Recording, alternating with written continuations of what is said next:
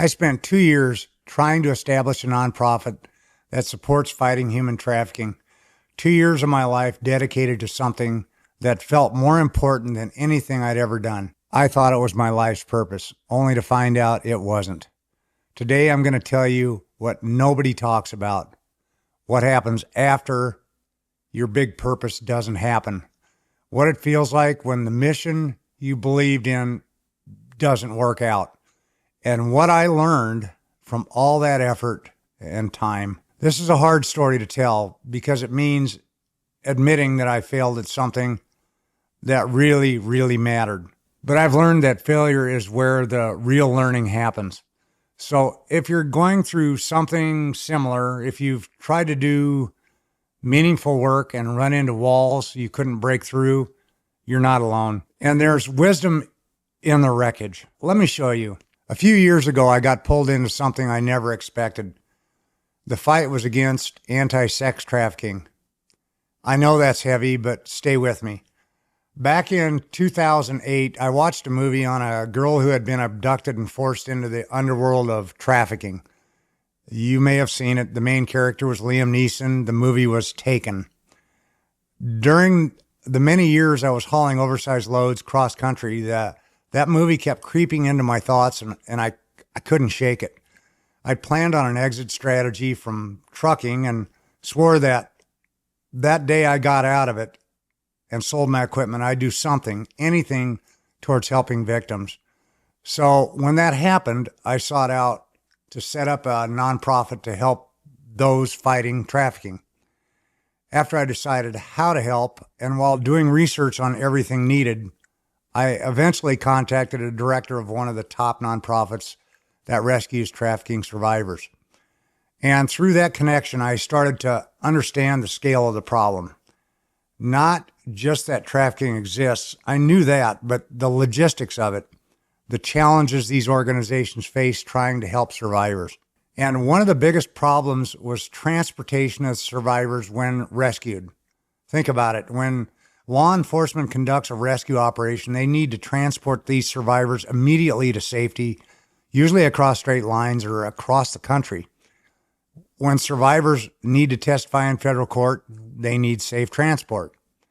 When they need specialized medical care or trauma therapy, they and their caseworker needs to get there quickly and discreetly.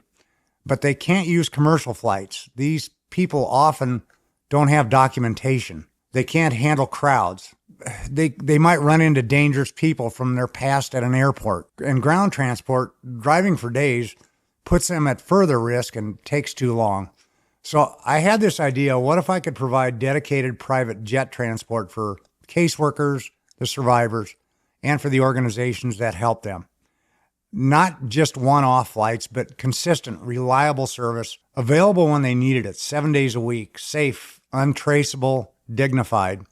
I spent 2 years trying to make this happen. After connecting with the director of a major anti-trafficking nonprofit, I was told this is exactly what we need. If you can make this work, it would change everything. And if I could get the operation to its first 12 months, that federal and other grant funding would open up to keep us operating. I talked to law enforcement. They agreed this would solve a critical problem. And for the first time in a long time, I felt like I was working on something that genuinely mattered. Not building another house, not making another dollar, but actually helping people who desperately needed it. This felt like everything I'd built my life toward. All that business experience, all those connections, all those years of solving problems, it was all leading to this. I believe that if I could just get the funding, the $4 to $5 million to buy and operate a jet, we could save lives. And someone, somewhere, would see the value in that. I was wrong. Looking back now, I can see the warning signs. But at the time, I ignored them because I wanted it to work so badly. I reached out to a few foundations, wealthy donors, corporate sponsors, and the responses were lukewarm at best. Great idea, but we're committed to other initiatives. Have you considered starting smaller? This seems like a lift. What's your track record with nonprofits? I didn't have a track record. I was a builder, a businessman, not a nonprofit guy. And I was trying to raise millions of dollars for an idea that didn't exist yet. My gut started telling me something was wrong. Not with the mission. The mission was still vital, but with my ability to make it happen.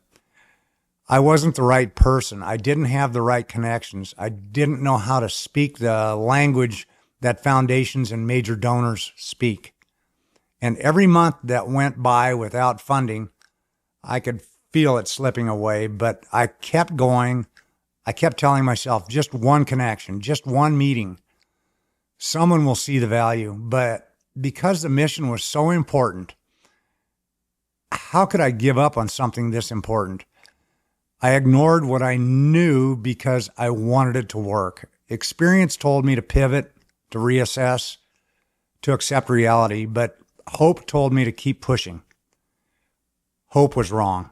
After 2 years, I had to face reality. It wasn't going to happen. Not because the mission wasn't important. It was. Not because the need wasn't real. It was. But because I couldn't get it funded. I couldn't make the connections I needed. I couldn't convince the people with the money that this was worth investing in. There wasn't one dramatic moment where it fell apart. It was more like slowly accepting that I'd failed. That 2 years of my life, all that hope, all that effort, it wasn't enough. It cost me, not just emotionally, but financially. I put my own money into it, not millions, but enough. Enough that when it was over, I was in a hole. I was over 60 with no income for 2 years and facing the reality that I needed a job, any job, just to survive. It wasn't just losing a job. It was losing what I thought was my purpose. I'd found something that I felt meaningful, something bigger than me, something that could actually help people who desperately needed it. And I couldn't make it happen. So there I was, sending out dozens of job applications, getting rejected or ignored by companies that should have valued what I could do. And the only place that would hire me, retail. Standing on a concrete floor for 8 hours a day, asking people if they wanted extended warranties. Well, let me tell you what that does to your head. You go from trying to save lives to selling refrigerators. From believing you'd finally found your purpose to wondering if you ever had one at all. Every day when I put on that vest, there's a voice that says, you failed. You wasted 2 years. You're over 60 years old and you're starting over at the bottom. But here's what I've learned. I've had time to think about what went wrong, and what I've learned, and these lessons, they're hard won, but they're real.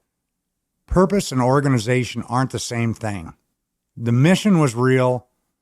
The need was real, but the organizational structure, my ability to build it, fund it, execute it, that failed. And I had to learn to separate those two things. My purpose didn't fail. One vehicle for it did. The cause, helping trafficking survivors get safe transport, that's still important. That still matters. But my attempt to create an organization around it, that didn't work. And that's okay. Purpose can exist outside of organizations, outside of formal structures. Maybe I'll find another way to contribute to that cause. Maybe I won't. But the failure of one attempt doesn't invalidate the purpose. Your gut knows before your brain. Those warning signs I talked about earlier, they were real. My gut was telling me this isn't working, pivot, reassess. But I ignored it. I've been in business for 50 years, and I've learned to trust my instincts. Experience speaks through intuition. When something feels wrong, it probably is. But this time, I overrode that because I wanted it to work, because the mission was important. I sacrificed knowing for hoping. And at over 60, I should have known better. When your gut says this isn't the right path, listen. You can honor the mission and still change the approach. Financial cushion isn't optional. I went all in on this nonprofit. 2 years of my time, my savings, my focus. I thought that's what dedication looked like. 100% commitment. That was stupid.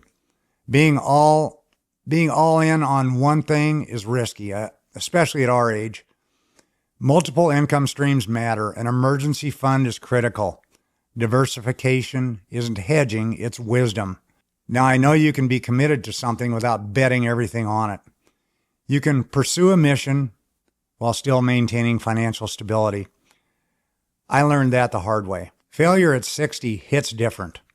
If this happened when I was 30, I'd have years to rebuild. But in my 60s, there's less time. Recovery takes longer. Age discrimination is real. I've talked about that in other videos. The job market doesn't care about your experience or your good intentions. So when you fail at this age, the stakes are higher. But here's the other side. Perspective and resilience are deeper. I've survived worse than this. I've rebuilt before, and so will you if you're going through something similar. Failure at 60 is harder, but you're also stronger than you think. The worst failure is not trying again. Staying down, that's the only real failure. This YouTube channel, this is me trying again.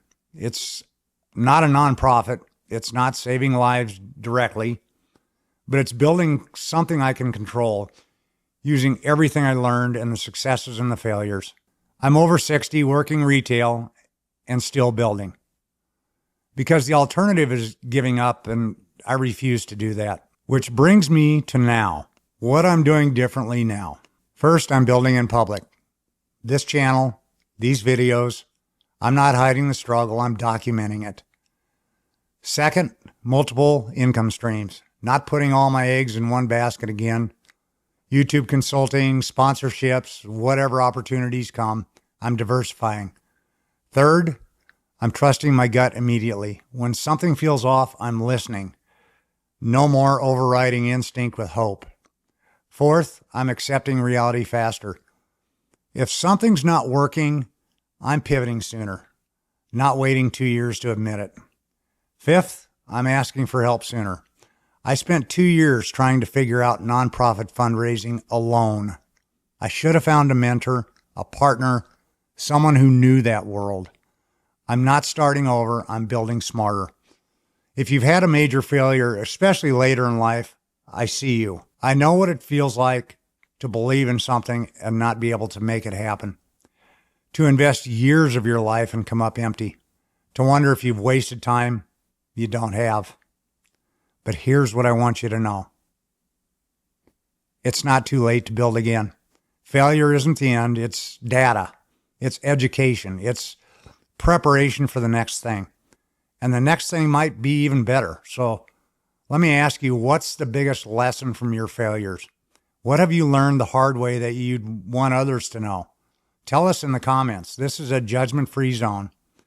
And if this resonated, if you're also figuring out what comes next after something fell apart, subscribe. We're figuring this out together. If you want to know what nobody tells you about the physical reality, the social dynamics, the unexpected lessons of working retail in your 60s, check out my other video. It'll tell you more. All right. Thanks for listening. Appreciate you being here. We'll talk soon.